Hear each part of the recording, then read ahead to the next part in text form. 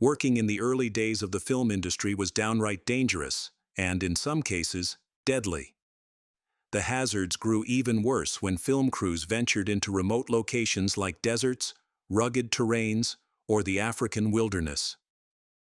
There was a particularly tragic incident, the story of Martha Mansfield, a silent film star with a promising career that was tragically cut short in an unfortunate accident. But what exactly happened? Let's dive into the mystery.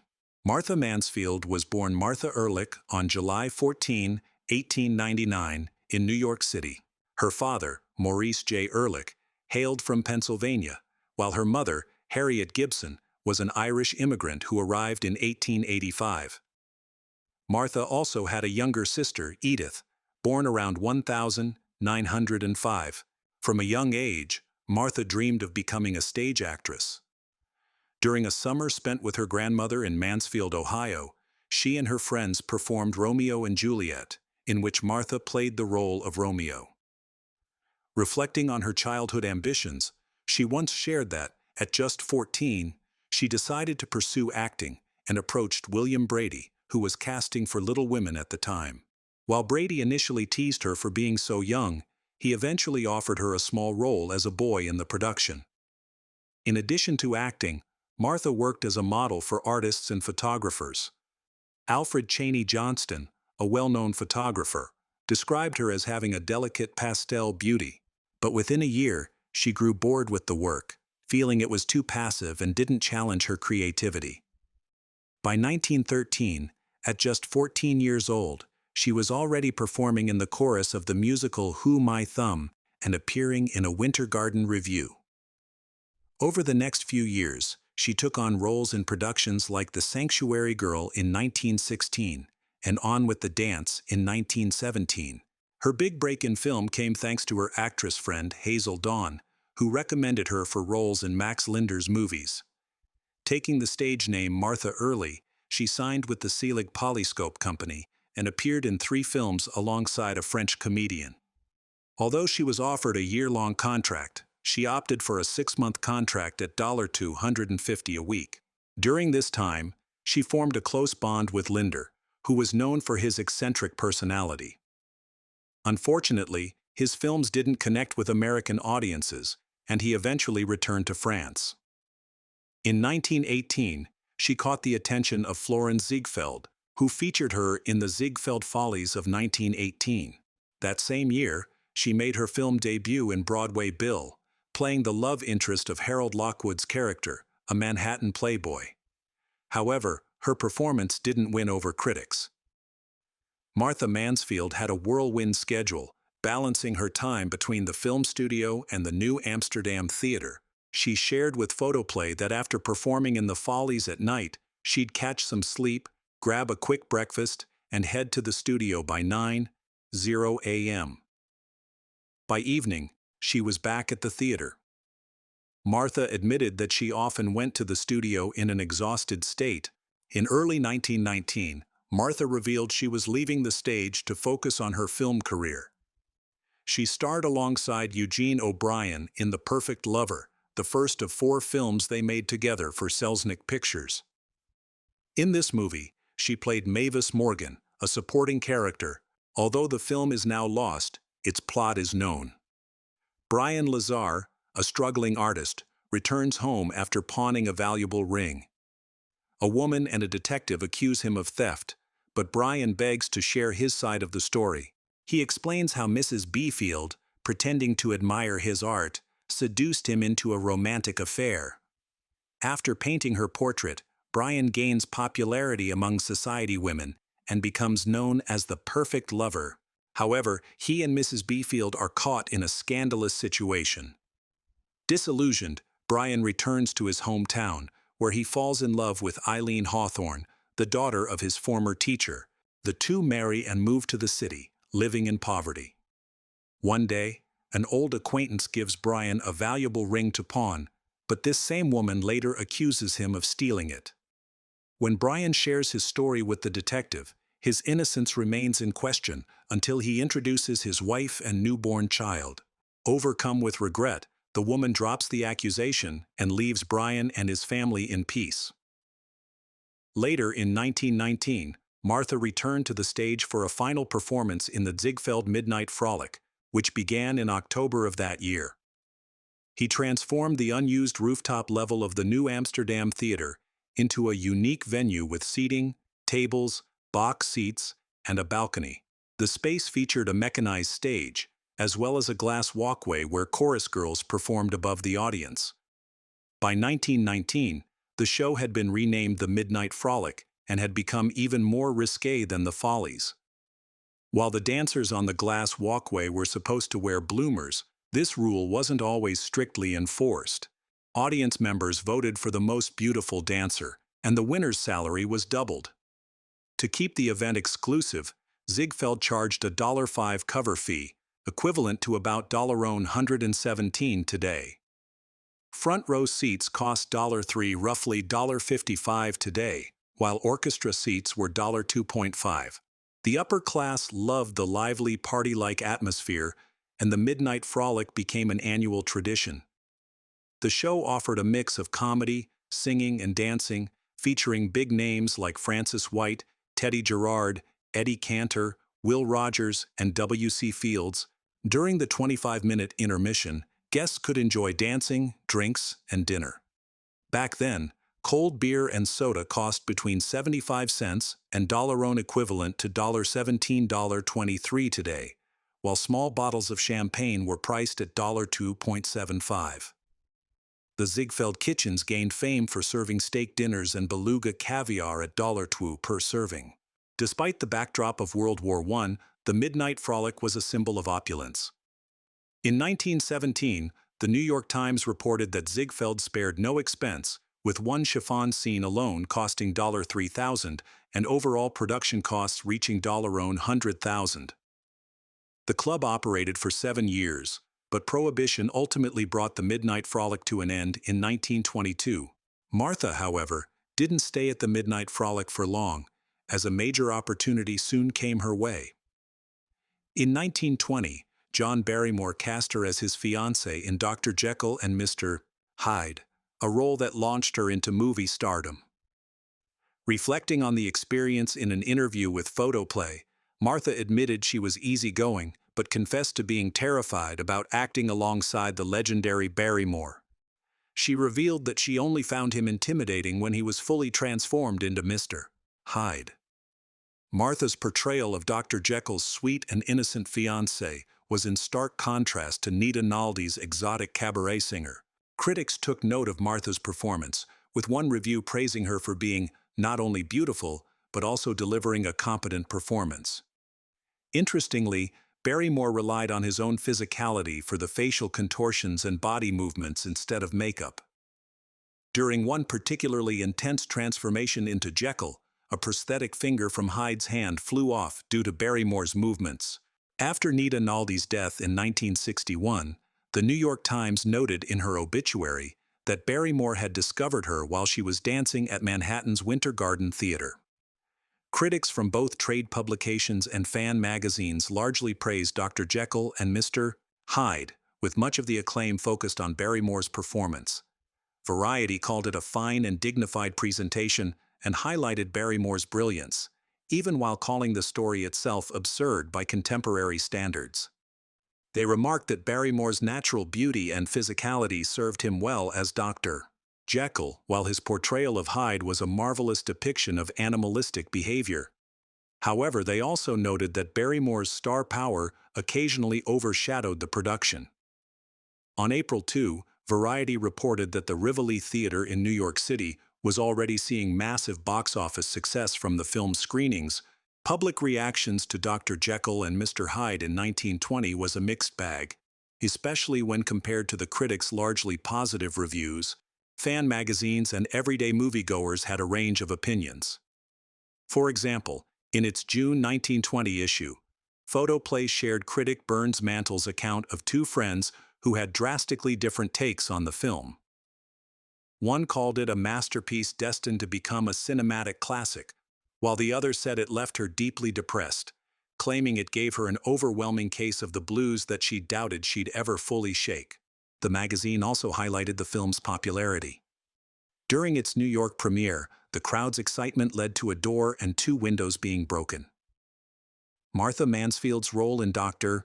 Jekyll and Mr. Hyde catapulted her into the spotlight and paved the way for a promising film career. Despite her growing fame, little was known about her personal life. The 1920 edition of Who's Who on the screen described her as one of the most charming actresses in the industry, providing details like her height, weight, blonde hair, and gray eyes. Beyond that, however, information about her remained scarce. Interestingly, the studio publicity kept quiet about Martha's marriage, which likely occurred in the late 1910s. There were hints, though. Records from the 1920 U.S. federal census listed her as married, and a 1919 article in the Mansfield News, her mother's hometown paper, mentioned Martha visiting family.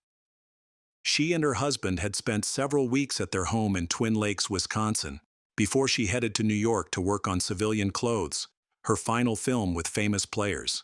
In 1920, after wrapping up Civilian Clothes with Thomas Mahan, Martha signed an exclusive contract with Selznick Pictures under Louis J. Selznick. While Selznick seemed impressed with her potential, Photoplay magazine was less kind, criticizing her acting in Civilian Clothes as pretty but fearfully inadequate dramatically. Around this time, she was also positioned as the successor to the late actress Olive Thomas in Selznick's lineup of rising stars. Martha went on to appear alongside Eugene O'Brien in 3 films: The Last Chance, Gilded Lies, and The Last Door. In Gilded Lies, her character marries into high society at her aunt's urging, believing her fiancé has been lost during a North Pole expedition. Meanwhile, in The Last Door, Martha's character is hired to pose as a woman on the run from the police, only to discover that O'Brien's character is a master thief impersonating someone else. The plot thickened with a mix of mystery and comedy. By 1921, after working on The Man of Stone, where her character leaves her fiancé for a wealthier man, Selznick's interest in promoting Martha's career began to wane. Martha took a break from films to tour in vaudeville, which sparked rumors of a romance with Crane Wilbur, a well-known stage actor and former co-star of Pearl White in The Perils of Pauline. The two performed together in San Francisco in the fall of 1921. The Oakland Tribune humorously speculated that Martha had left her film co-star Eugene O'Brien for vaudeville. The paper joked that she had traded the expense of weeping on screen for the act of crying on Wilbur's shirt during live performances, which required no glycerin. When asked about marriage rumors, Wilbur denied them, but admitted he was still searching for a true partner, saying he hoped to find a woman who could be both a companion and someone who loved the idea of building a home together. In 1922, Selznick cast Martha Mansfield in only 2 films, both produced by small independent studios, Pyramid and Dependable. For most of that year, however, Martha focused on performing in vaudeville. She often shared her thoughts on the craft of acting, explaining to reporters that she considered the stage to be the ultimate training ground for actors. She believed that stage acting demanded spontaneity and naturalism. During a February performance in Cleveland, Ohio, Martha spoke about the recent high-profile murder of Hollywood director William Desmond Taylor. She speculated that the killer might have been a drug addict whom Taylor had unsuccessfully tried to help secure work in the film industry. She suggested that investigators focus on someone who had persistently sought Taylor's assistance in the weeks leading up to his death. By 1923, Martha appeared in 8 films. She was frequently cast as vamps. One notable exception was her performance in Fogbound, a Paramount murder mystery set in the Florida swamps. Despite playing a relatively unsympathetic character, Martha's performance stood out, even overshadowing the film's star, Dorothy Dalton. Later that year, Martha parted ways with Selznick and signed a long-term contract with Fox, marking a potential turning point in her career.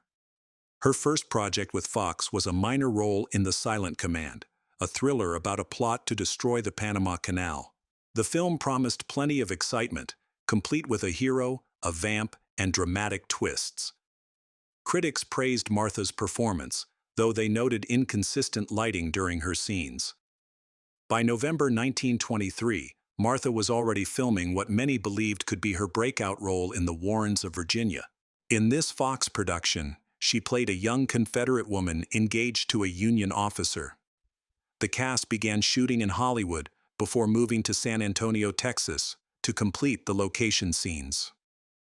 On Thanksgiving morning, the crew gathered at the St. Anthony Hotel for breakfast before filming the final scenes. Martha, excited about a new radio in her hotel room, eagerly shared her plans to host a radio party that evening. She marveled at the technology, mentioning that she had listened to broadcasts from Chicago and Cincinnati the previous night. She remarked how it almost felt like being with her mother, knowing they might be listening to the same programs at the same time. After their morning meal, the group ventured about 3 miles to Brackenridge Park, ready to film scenes for a plantation setting where rustic shacks served as servant quarters. Martha waited nearby in her limousine, staying out of sight until her presence was required on set. The crew worked on several outdoor shots before the director called for a quick 30-minute break to set up for indoor scenes. During the pause, Martha stepped back into her car to rest. The serene atmosphere of the park was shattered just 10 minutes later by a blood-curdling scream.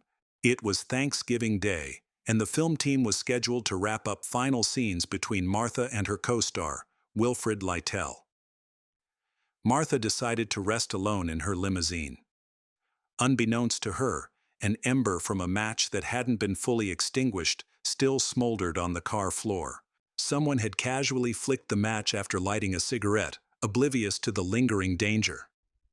That small flame burned Martha's elaborate outfit, made of a material so flammable that the flames spread like wildfire, consuming her dress in mere moments. Witnesses nearby heard the commotion, an eruption of desperate cries, and turned in horror to see Martha bolting out of her limousine, wrapped in flames. Wilfrid Lytell, among the first to react, rushed to her side. Quick thinking, he removed his coat, smothering the blaze. Someone quickly called for medical help. Those at her side recalled her extraordinary composure, as she repeatedly asked, "Is my face unharmed? Will my cheeks and neck be scarred forever?" Her greatest fear wasn't the pain, it was the permanent scars that could alter her appearance and career. Tragically, her condition took a significant turn during the night. By late morning the next day, just shy of noon, Martha Mansfield succumbed to her injuries. Only 24 years old, she passed away due to extensive burns across her body, combined with complications like systemic toxicity and kidney failure. The heartbreak within the film crew was palpable. Martha's once beautiful Civil War costume had tragically doubled as a funeral shroud. The exact cause of the fire remains a matter of speculation. Some theorized she might have been smoking a cigarette during her short break, but her mother, Harriet Eric, vehemently disputed this claim. Harriet insisted Martha seldom smoked, except when required for a role. She remarked that Martha had often told her smoking made her feel ill, disliked cigarettes, and rarely used them. She added that she could not believe Martha had lit one while sitting quietly in the car, and that if a match or cigarette had caused the fire, she was certain it was not her daughter's doing. Martha's tragic end sent shockwaves through Hollywood. A local newspaper posed a chilling question, wondering who could have possibly inflicted such cruelty on her. What kind of person would harm a young woman this way? Others entertained the notion that Martha might have taken her own life, but those close to her were quick to reject this idea. One of her friends, describing Martha's zest for life, said there were few young women at the age of 23, as grounded, joyful, and fulfilled as she had been. Her radiant happiness, contentment with life, and the success she was building stood out as much as her beauty and acting talent. Actor Philip Shea accompanied Martha's body back to New York, while her loyal lifelong friend Florence Leeds, who had previously kept a low profile following her involvement in the James A. Stillman divorce scandal, stepped forward to help with the funeral arrangements. Broadway was steeped in grief. Around 5,000 mourners waited for hours to pay their respects as they filed past her silver-lined coffin. Friends and colleagues, including Follies stars Betty Hale, Diana Allen, and Lillian Mackenzie, along with Frances Grant, expressed their sorrow. Frances, overwhelmed with emotion, openly wept and lamented Martha's youth, exclaiming through tears that she had been far too young to die. Martha's funeral drew a significant crowd of mourners from Hollywood and Broadway. Icons like John Barrymore, Gloria Swanson, Betty Compson, and Anita Stewart attended the service held at Campbell's funeral home. Influential names in the film industry, including Samuel Goldwyn, David Selznick, and Edmund Goulding, served as pallbearers. After the ceremony, Florence Leeds made a poignant and tearful farewell to her beloved childhood friend. She approached the coffin, leaned over to whisper a private goodbye, and then disappeared into the gathering mourners.